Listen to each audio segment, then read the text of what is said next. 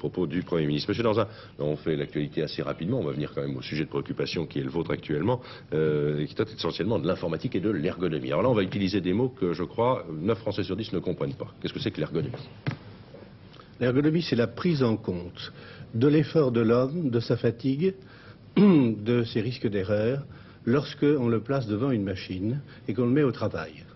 Alors, il y a des médecins qui regardent comment l'acuité visuelle ou la fatigue auditive, le bruit, etc. vont donner de la fatigue et finalement vont nuire à la bonne exécution et vont nuire à la personne qui exécute.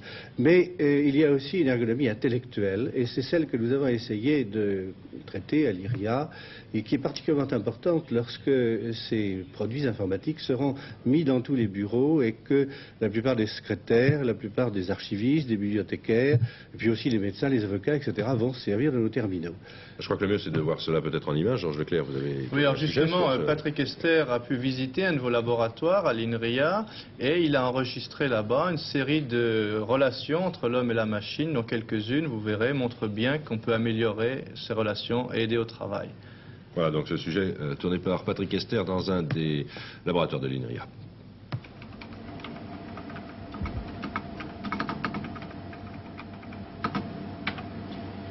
Bien peu de gens accepteront de travailler 8 heures par jour avec ce type de machine, avec ce type d'écran particulièrement fatigant pour la vue.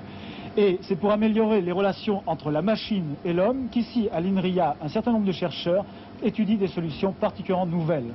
L'amélioration la plus notable concernera le remplacement des écrans de télévision actuels par des écrans à plasma qui seront moins fatigants pour les yeux des utilisateurs.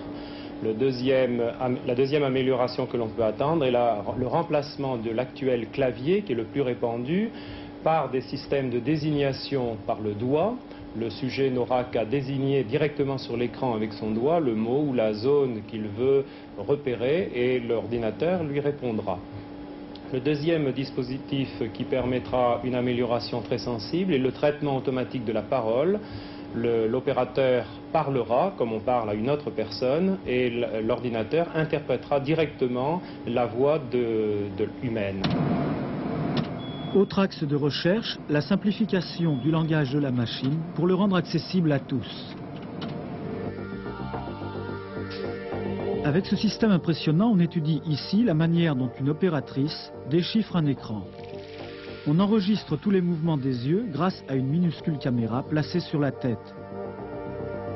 On peut ensuite en déduire les zones de l'écran qui sont délaissées ou au contraire souvent parcourues par le regard.